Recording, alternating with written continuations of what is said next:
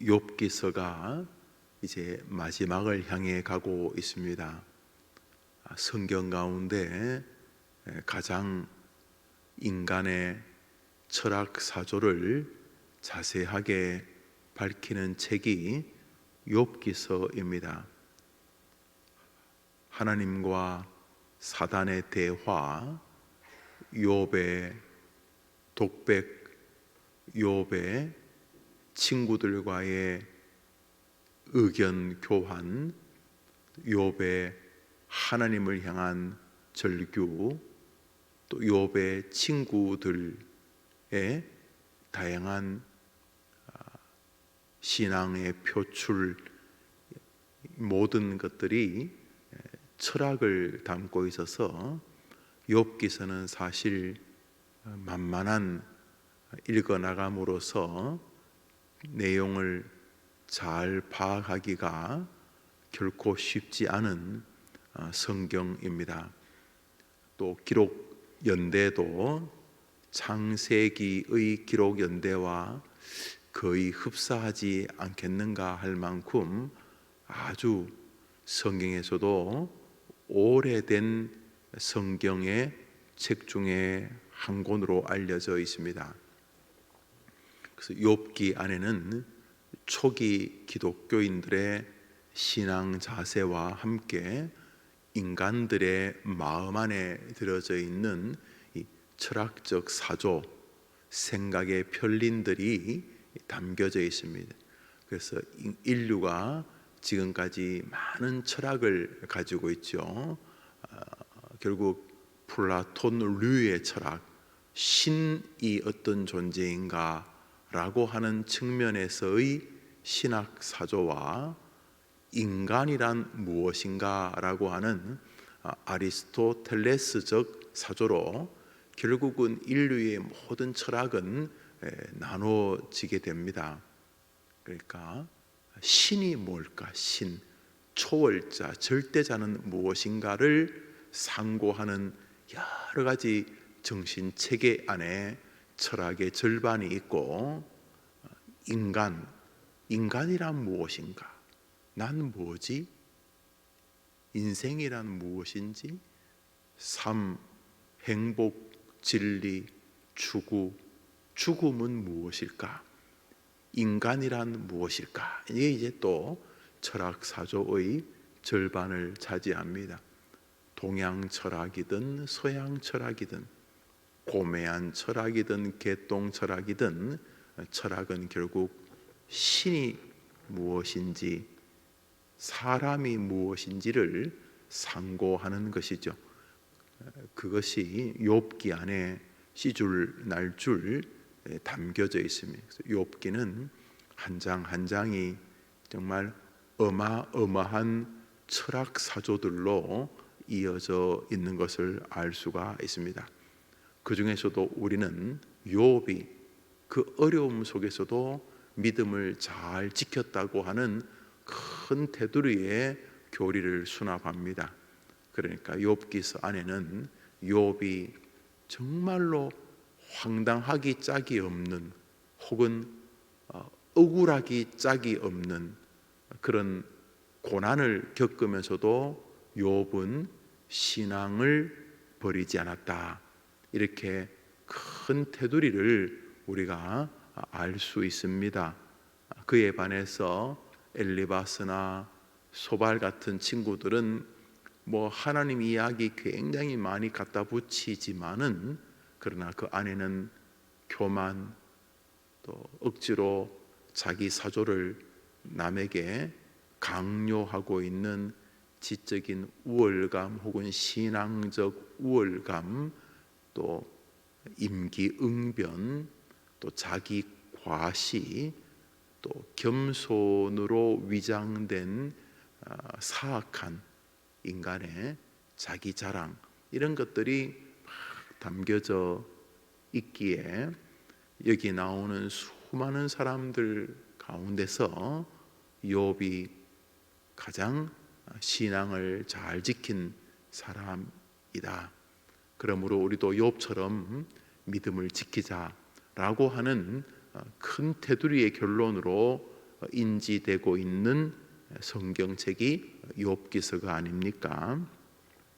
그러나 욥기서를 자세히 상고해 보면은 욥기서 40장에서 그동안 욥의 믿음의 절규 안에도 아주 치명적인 불신앙적 요소가 있었고, 하나님이 다른 친구들과는 비교도 안 되는 믿음을 지킨 욥임에도 불구하고 하나님의 안타까움을 표출하고 계시는 욥의 정돈해야 될, 아니면 하나님이 꼭 짚고 계시는 아주 온당치 않은 신앙 태도가 있었다는 것을 알 수가 있습니다. 그것은 바로 교만에 관한 것입니다. 40장 1절을 보시면 말을 하시는 분은 하나님이십니다. 1절을 보시죠. 여호와께서 욥에게 말씀하시되, 욥에게 말씀을 하십니다. 뭐라고 말씀하시냐 하면 2절에 트집 잡는 자가 전능자와 다투겠느냐, 하나님을 탓하는 자는 대답할지니라. 그러니까 하나님이 지금 욥에게 트집 잡는 자가 전능자와 다투겠느냐, 트집 잡는 자가 하나님과 다투겠느냐, 하나님이 욥에게 말씀하여 가라사대 트집 잡는 자가 전능자와 다투겠느냐, 하나님을 탓하는 자는 여호와께 대답할지니라. 하나님을 탓하는 자, 전능자, 트집 잡는 자, 전능자에게 트집 잡고 여호와께 탓하는 자, 하나님이 욥에게 말씀하시되, 자, 이렇게 하나님이 말씀하시자 욥이 대답을 합니다. 욥이 여호와께 대답하여 이르되, 그러니까 지금 여호와에게 트집 잡고 여호와를 탓하는 자를 누구라고 하나님이 말씀하고 계시냐 하면 욥 너다, 이렇게 말씀하고 계시는 것입니다. 그러니까 욥기에 나오는 많은 사람들과는 비교도 할 수 없는 탁월한 하나님의 사람 욥의 훌륭한 신앙 안에도 하나님을 탓하고 하나님께 트집 잡는 하나님을 원망하는 마음이 있었다는 것을 알 수가 있습니다. 밑으로 내려오셔서 8절을 읽겠습니다. 욥기서 40장 8절입니다. 시작. 내가 내 공의를 부인하려느냐, 내 의를 세우려고 나를 악하다 하겠느냐. 이게 여기 여호와께서 지금 말씀하시는 대상은 욥입니다. 그러니까 내가, 너가, 이 말, 당신이, 너가, 욥을 말하, 욥 너가 나 여호와의 의로움을 부인하려고, 욥 너의 의를 세우려고 나를 악하다 하겠느냐, 이렇게 물으시는 것입니다. 9절에 보시면 읽습니다. 9절입니다. 시작. 내가 하나님처럼 능력이 있느냐, 하나님처럼 천둥 소리를 내겠느냐? 이제 한 절 마지막으로 읽습니다. 11절입니다. 시작. 너의 넘치는 노를 비우고 교만한 자를 발견하여 모두 낮추되. 지금 욥에게 하는 말입니다.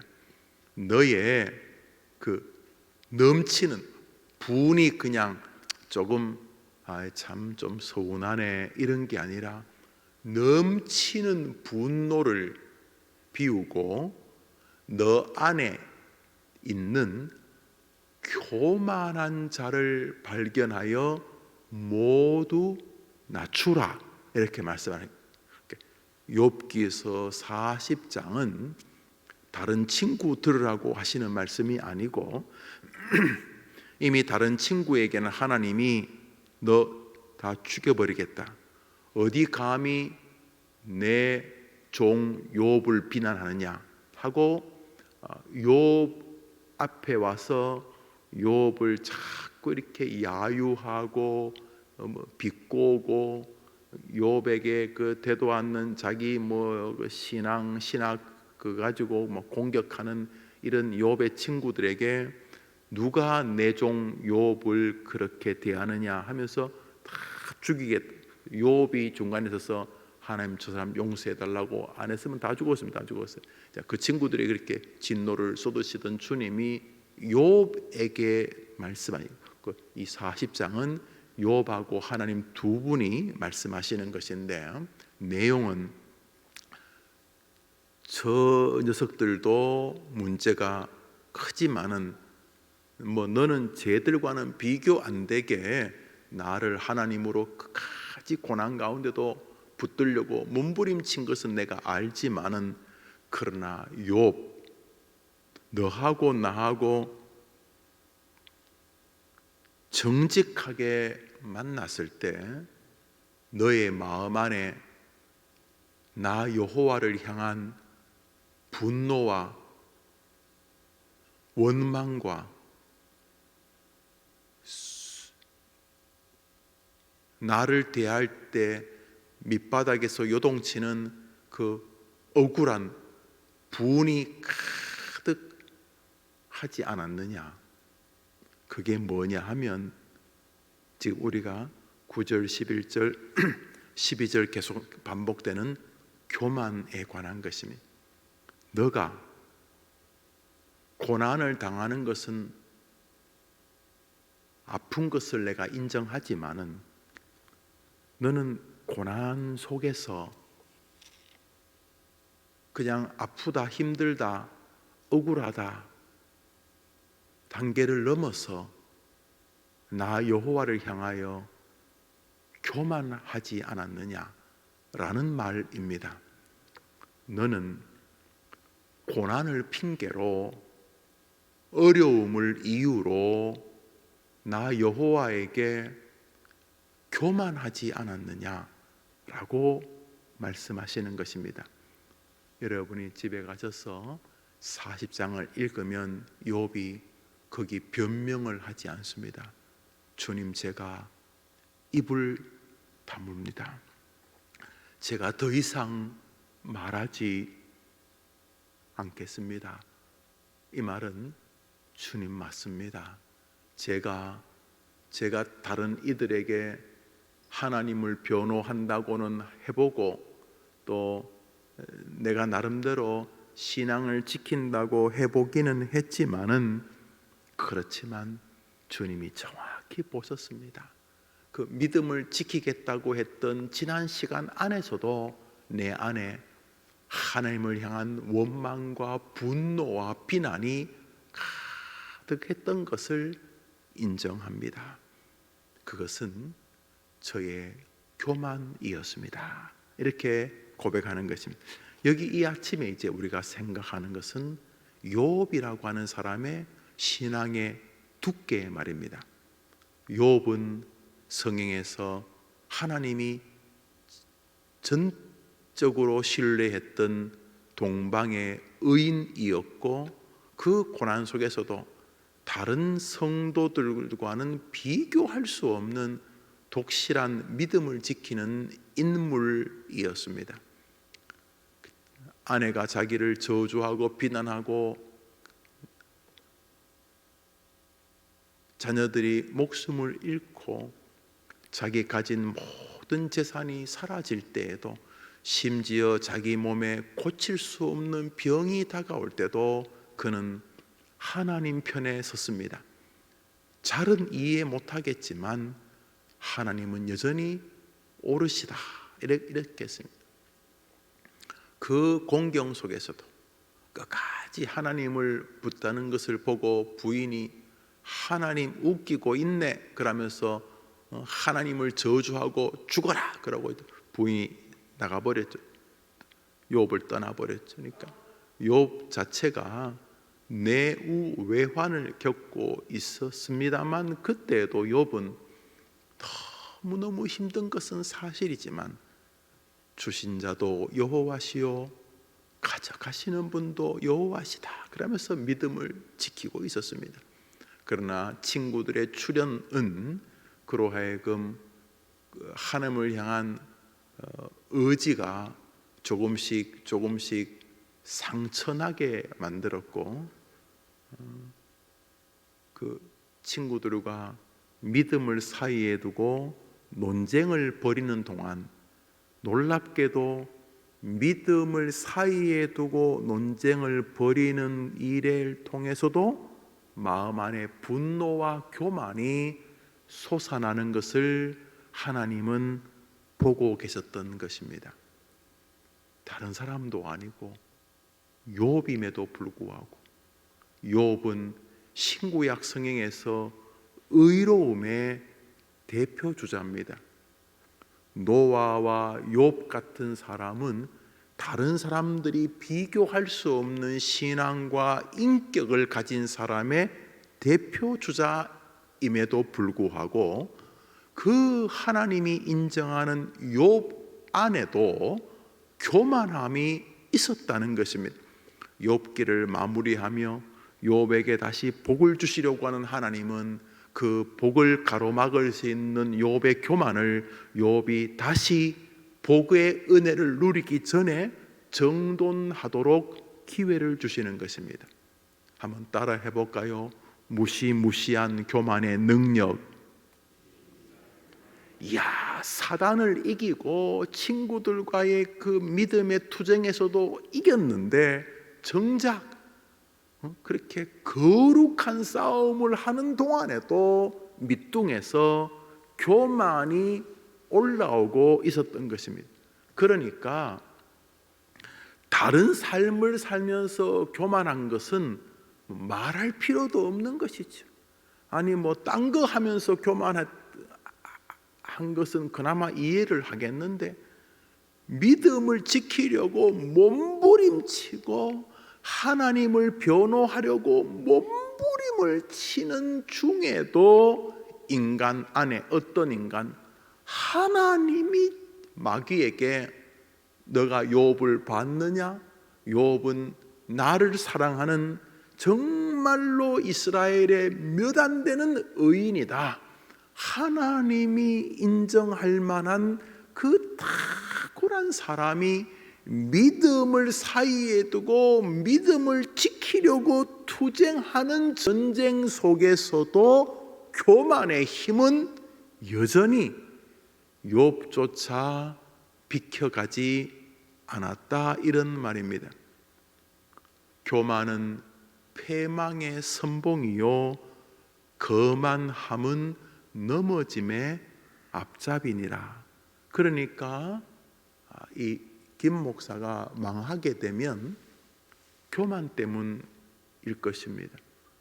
여러분이 하나님 앞에 망하게 되고 진노를 받게 된다면 원인을 찾고 올라가면 최종 원인이 또 원인을 또 파고 파서 제일 밑둥에 그 고통과 실패와 하나님이 은혜를 주시지 않는 그 원인이 결국 교만이라는 것을 알게 되실 것입니다. 성경은 교만이 넘어지는 첫 번째 이유라고 말하기 때문에 모든 넘어짐의 뿌리는 교만이라는 것이죠. 그래서 하나님은 욥을 미워해서가 아니라 욥을 너무 사랑하셔서 40장에 교만한 자가 누구냐라고 물으실 때 욥이 유구무원이 되는 것입니다. 다른 사람은 욥이 엄청 믿음 좋은 줄 알고 있었는데, 우리 그래 알잖아요. 욥이 참 믿음 좋다, 우리 그래 알잖아요. 그러나 그 욥조차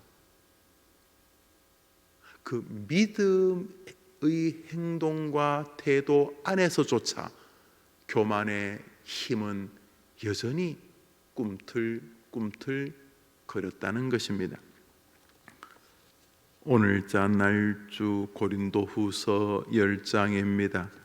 고린도후서 10장입니다.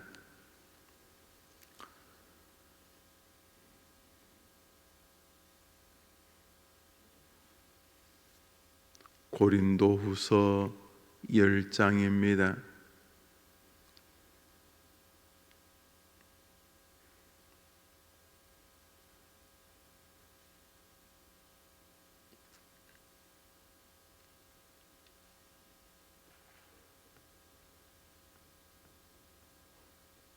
18절 마지막 절을 한 절 읽겠습니다. 읽읍시다. 옳다 인정함을 받는 자는 자기를 칭찬하는 자가 아니요 오직 주께서 칭찬하시는 자신이라. 고린도후서에서 믿음의 덕목을 이야기합니다. 사실 바울이 고린도후서 10장에서 말하는 것은 자기 자신의 사도성에 관한 것입니다. 자기가 어느 날 갑자기 이렇게 설교하러 돌아다니는 게 아니고 나는 하나님이 나를 사도로 불러주셨다. 그래서 자기가 왜 이렇게 설교하고 있는지, 또 자신이 어떤 사람인지를 나는 하나님이 택하신 사람이다, 나는 예수님이 택한 사람이다, 12제자처럼. 그래서 자기의 사도의 존재 가치에 대해서 설명하거나 변호를 하고 있습니다. 그것은 바울이 설교할 때마다 저 인간이 왜 설교하지? 또 제가 뭐 잘났다고 저래 설교하나? 이런 말씀의 권위를 훼손당하지 않게 하려고, 또 자기 사역의 정당성을 설명하기 위해서 이제 고린도서 10장에서 그런 사도에 관한 자신이 하나님으로부터 택함을 받은 이야기를 중심으로 펼쳐나갑니다. 그런데 그 말을 진행하는 동안 자기를 부르신 분이 주님이다, 그런 나를 주님이 부르신 것처럼 결국 너희를 부르신 분도 주님이시다 하는 이 소명의식을 쭉 설교를 하죠. 그러니까 자기 사도성, 자기의 사도 자리에 대한 변호인데요, 그 변호 끝에 담대하게, 이 말은 이제 스스로 분명하게 나처럼 자기 신앙을 고백하는 것은 가치롭다. 그러나 아무리 자기 자신을 변호하고 또 자신이 하나님으로 부름받았다고 분명한 이 소명과 확신을 가지고 사는 것은 귀한 일이지만은 그것이 나 대단한 사람이야, 나 주님으로부터 인정받은 사람이야, 나를 부르시는 분은 하나님이시야, 어디 감히, 이게 아니라 하나님이 나를 부르시고 하나님이 나를 사도로 인정하셨는데 그것은 내가 스스로 대단한 사람이야 라고 자랑하게 하기 위해서가 아니라 하나님이 나를 불러주셔서 나 같은 것조차 하나님의 그 거룩한 사역에 쓰임 받을 수 있는 기회를 주셨다는 것을 통해 너가 아니라 너를 부르신 하나님을 자랑하고, 너가 아니라 너에게 하나님이 맡기신 그 사역의 가치를 자랑함으로써 너가 아니라 주님을, 너가 아니라 주님이 맡긴 사역의 영광을 자랑하는 사람이 되라, 이렇게 말함으로 에둘러 말하지만은 오늘 고린도서 10장 전반에 흐르고 있는 사상은 나 그래서 대단한 사람이다, 어디 감히 나는 주님이 택하신 대단한 믿음의 사람이다가 아니라, 사도성을 변호하면서도 이것을, 나 같은 것을 불러주신 이 할례, 이게 뭐랄까 칠삭둥이 팔삭둥이 이 참 제대로 연결지도 못한 나 같은 모자란 인간을 이렇게 주님의 거룩한 이 사도로 불러주신 것은 전적인 하나님의 자비의 결과다. 그래서 이 사람은 주 안에서 자랑하라는 말은 정확히 말하면 주를 자랑하라는 뜻이죠. 그러니까 오늘 본문에서 흐르고 있는 사상 역시 바울이 사도성을 변호하면서도 자신이 교만 쪽으로 빠지는 것을 스스로 경고하고 있다는 것을 알 수가 있습니다. 자기가 그냥 어쩌다 신학교 졸업해가지고 어쩌다 이 교회 저 교회 다니다가 예를 들면 해림교회 어쩌다가 담임 목사 되었는데, 저는 우리 교회가 세계에서 제일 좋은 교회라고 생각하니까 내가 말이지 탁월해서 세계에서 제일 좋은 교회 목사가 되었다, 이렇게 말하는 게 아니고, 이 바울의 말은 전적으로 하나님이 좀 우리가 칠푼이 팔푼이 칠삭동이 팔삭동이 뭔가 좀 태어날 때부터 좀 부족하다, 이런 의미가 있지 않습니까? 그런 이 칠삭동이 같은 나를 전적으로 하나님이 불러주셔서 내가 복음을 맞는 은혜를 입게 되었다. 이건 전적으로 하나님의 은혜의 결과다. 그러면서 욥은 혹여나 자기의 사도성을 변호하는 것이 나 대단한 목사야 라고 자기 자랑이라는 교만으로 빠질 것을 이중삼중으로 스스로 주의하고 있다는 것을 오늘 본문에서 우리가 알 수 있습니다. 왜요? 교만은 패망의 시작이기 때문입니다. 믿음 생활도 그렇습니다. 여러분 교회 생활 하시면서 여러분 어떤 분 존경합니까? 여러분은 교회 생활하면서 어떤 권사님, 집사님, 장로님, 어떤 믿음의 사람들을 존경하십니까? 여러분은 교만한 사람을 존경하는 특별한 영성을 가지고 계십니까? 우리 가운데 누구도 교만한 사람을 존경하지 않습니다. 한번 가만히 생각해 보십시오. 여러분의 믿음의 경륜을 다 한 장 한 장 다시 넘겨보시면서 여러분이 만났던 사람들을 한번 생각해 보십시오. 여러분들이 누구를 존경하는지. 절대로 교만한 사람은 그 리스트에 없으실 것입니다.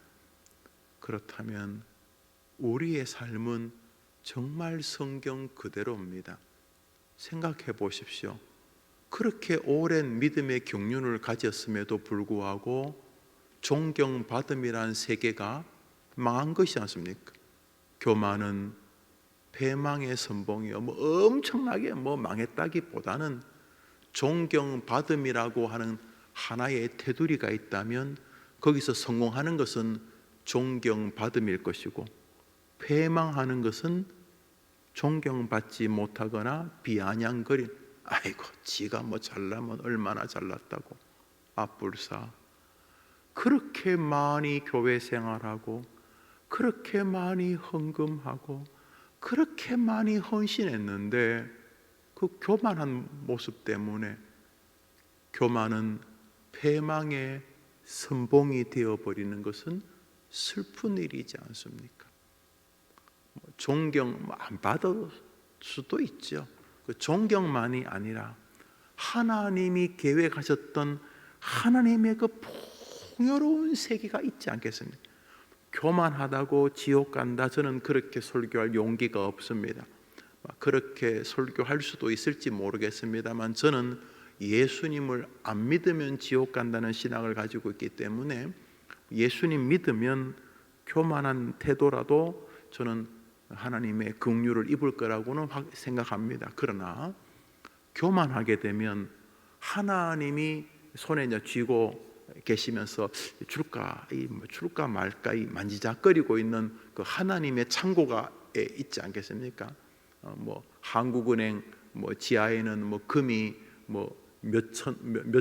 몇백 조인가 하여튼 몇천, 또 달러가 몇천억 달러가 있다는데 우리나라 한국은행 어딘가에 그런 것처럼 하나님의 창고에는 엄청난 것이 있지 않겠습니까? 하나님의 창고에. 그래서 하나님이 한 줌 꾹 쥐고, 하나님이 한 줌 쥐면은 온 우주가 하나님에게는 한 방울 물방울 같으니까 하나님이 우리에게 좀 주시려고 한 줌 푹 쥐고 이제 주시면 이거 우리는 그 복에 깔려 죽을 만큼 그 엄청난 건데, 주님이 이제 우리에게 뭘 주려고 한 줌을 딱 쥐어서 이제 주려고 하는데, 이제 하나님이 하늘에 또 땅에 무언가를 이제 주시는 것을 이제 복이라고 칩시다.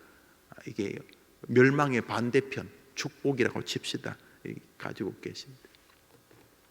교만이 이제 주려고 이렇게 하는데, 저 녀석이 저게 교만한 게 저놈의 자식, 저 목사 저놈, 저 집사 저놈 자식이 저거, 이 자식이 저거.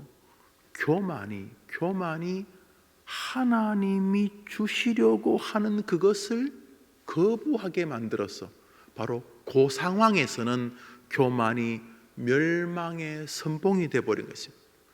교만하지 않고 겸비한 태도를 가지면서 하나님을 대할 때, 사람을 대할 때, 자기 자신을 대할 때 그래서 하나님 앞에 겸손했으면 그 엄청난 것을 한 줌 꽉 쥐어줘서 그 인생 80, 90, 그 인생 20, 30, 그 인생 남녀의 삶을 사는 동안 그 정말 은혜로운 삶을 정말 상상도 할 수 없는 하나님의 그 엄청난 그 성공적 은혜를 누릴 텐데, 겸손한 척 했는지는 모르지만 하나님이 중심을 꿰뚫어 보고 계실 때 이놈의 자식이 저거 저놈의 자식이 저거 하시면서 하나님이 주시려고 하는 은혜를 그만 놓쳐버리게 되는 인생이 누구까지에서 발견되는가?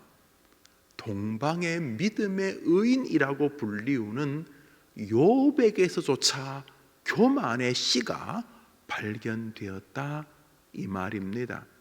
그러므로 오늘 그래요, 여러분이 아무리 여러분 자신을 띄워도 별로 사람들이 존경 안 하잖아요, 우리 시대. 또 그래봐도 별로 중요하지도 않고, 다른 사람이 기립박수를 친다고 우리 인생에 무슨 대단한 일이 벌어지는 거 아니잖아요. 저만 해도 교인들이, 우리 교인들 저를 참 사랑해 주시는 거 알아요. 예배당을 짓고 나서 참 저는 해림 교인들이 너무 귀해요. 이렇게 어디 떠나지 않고 이 목사와 함께 목회하게 해주시는 것만으로도, 그전에도 제가 성도들을 사랑했겠죠. 목사니까 아무리 제가 망나니 같은 목사라 할지라도. 그러나 예배당을 짓는 과정 가운데서 우리 성도들과 훨씬 더 이 마음에 깊은 유대감이 형성되었어요. 제가 우리 장로님들에게도 내가 여러분들하고 참 즐겁다, 여러분들이 뭔 말을 해도 내가 받아져진다. 뭔 말을 해도 살다 보면 이견이 있잖아요. 이견이 어떻게 내가 낳은 자식하고도 이견이 있는데, 그런데 저는 이 해림교회 교인들하고 있어 참 행복해요. 예배당을 짓고 남은 우리 성도들, 또 새로운 교인들, 요즘 다 이렇게 뭐 오기 전에 뭐 교회도 둘러보고 설교도 둘러보고 그렇게 교회 오잖아요. 그런데 참 그 많은 뭐 미사에도 뭐 60개인가 70개인가 교회가 있다는데 이 주변에 뭐 교회가 수백 개가 있을 텐데도 불구하고 이 해림교회 와주신 것만 해도 그렇고, 그저 제가 이제 해림교회 교인들하고 있는 게 행복해, 너무 감사하고, 그냥 이 뭐 벽이 없어요. 제가 뭐라고 해도 제가 다 이해될 것 같아요. 참 제가 뭐 내가 복을 받은 거죠. 복을 받 감사해요. 그러나 그럼에도 불구하고 아무리 감사한 믿음 안에서도 우리 인간 안에는 사단이 뿌리는 교만의 씨가 언제든지 발아할 가능성이 있다. 이 마음을 가지고 산다면 오늘 하루 정말 귀한 일이 아닐 수가 없어요.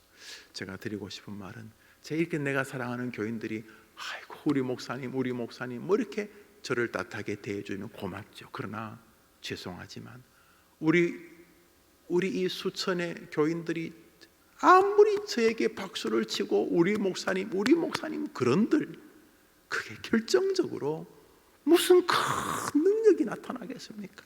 너무 고맙고 감사하긴 하지만 진짜 모든 축복은 우리 하나님의 손에 달린 줄 믿습니다.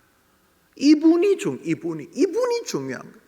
텔레비전, MBC, KBS, SBS 모든 방송 카메라가 여기 제 앞에 스포트라이트를 켜고 그 양반들이 아무리 높여준다고 한들 그게 무슨 높임이냐면, 진짜 높임은 우리 아버지가 손을 들어주시는 것이 진짜 높임이요, 진짜 복은 하나님이 부어주시는 복이 아닐 수가 없습니다. 오늘 하루 겸손함이 내 안에 있는가 돌아보신다면 충분히 가치로운 창조의 한날 여러분이 주인공으로 손색이 없을 줄 믿습니다. 오늘 먼저 가까운 사람들에게 여러분이 겸손한 사람으로 서 있는지 돌아본다면 빙그레 웃으시는 하나님의 미소를 여러분의 영혼에서, 삶에서, 여러분의 언어 생활에서 느끼게 될 줄 믿어 이 말씀으로 아침을 출발합니다. 주님 가르친 궤도로 우리 예배를 마칩시다. 하늘에 계신 우리 아버지여, 이름이 거룩히 여김을 받으시고 나라의 임하옵시며 뜻이 하늘에서 이룬 것 같이 땅에서도 이루어지이다. 오늘날 우리에게 일용할 양식을 주옵시고 우리가 우리에게 죄 지은 자를 사하여 준 것 같이 우리 죄를 사하여 주옵시고 우리를 시험에 들게 하지 마옵시고 다만 악에서 구하옵소서. 대개 나라와 권세와 영광이 아버지께 영원히 있사옵나이다.